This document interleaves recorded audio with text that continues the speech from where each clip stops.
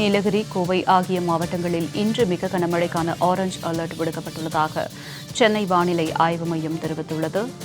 நீலகிரி, கோவை ஆகிய மாவட்டங்களில் இன்று மிக கனமழைக்கான ஆரஞ்ச் அலர்ட் விடுக்கப்பட்டுள்ளதாக சென்னை வானிலை ஆய்வு மையம் தெரிவித்துள்ளது.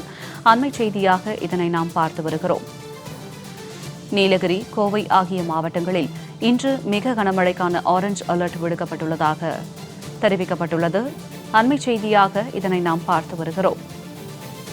நீலகிரி, கோவை ஆகிய மாவட்டங்களில் இன்று மிக கனமழைக்கான ஆரஞ்ச் அலர்ட் விடுத்துள்ளது சென்னை வானிலை ஆய்வு மையம். அண்மைச் செய்தியாக பார்த்து வருகிறோம்.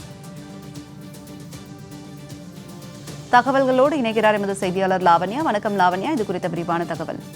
வணக்கம் ஜனனி. தென்மேற்கு பருவமழை தென்மேற்கு மற்றும் தென்கிழக்கு அரபிக்கடலின் மீதமுள்ள பகுதிகளிலும், மத்திய மேற்கு மற்றும் மத்திய கிழக்கு அரபிக்கடலின் சில பகுதிகளிலும், லட்சத்தீவு பகுதிகளிலும், கேரளா, கர்நாடகா மற்றும் தமிழ்நாட்டின் சில பகுதிகளிலும், தென்கிழக்கு வங்கக்கடல் பகுதிகளிலும், மேலும் தென்மேற்கு, மத்திய மேற்கு, மத்திய கிழக்கு மற்றும் வடகிழக்கு வங்கக்கடல் பகுதிகளிலும் முன்னேறியுள்ளது.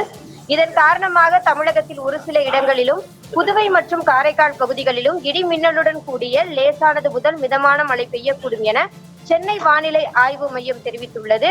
குறிப்பாக விருதுநகர், மதுரை, சிவகங்கை, நாகப்பட்டினம், திருவாரூர், தஞ்சாவூர், மயிலாடுதுறை, புதுக்கோட்டை, ஈரோடு, சேலம், திருவண்ணாமலை, ராணிப்பேட்டை, வேலூர், விழுப்புரம், சென்னை, திருவள்ளூர், செங்கல்பட்டு மற்றும் காஞ்சிபுரம் மாவட்டங்களிலும், புதுச்சேரி மற்றும் காரைக்கால் பகுதிகளிலும் ஓரிரு இடங்களில் இடி மின்னலுடன் கூடிய மிதமான மழை இன்று பெய்யக்கூடும் எனவும், நீலகிரி மற்றும் கோயம்புத்தூர் மாவட்டத்தின் மலைப்பகுதிகளில் ஓரிரு இடங்களில் கனம் முதல் மிக கனமழையும், தென்காசி மற்றும் திருநெல்வேலி மாவட்டங்களின் மலைப்பகுதிகளிலும், தேனி, திண்டுக்கல், திருப்பூர் மற்றும் கன்னியாகுமரி மாவட்டங்களில் ஓரிரு இடங்களில் இடி மின்னலுடன் கூடிய பலத்த காற்று, அதாவது மணிக்கு 40 முதல் 50 கிலோமீட்டர் வேகத்தில் கூடிய கனமழை பெய்யக்கூடும் என சென்னை வானிலை ஆய்வு மையம் தெரிவித்துள்ளது. ஜனனி.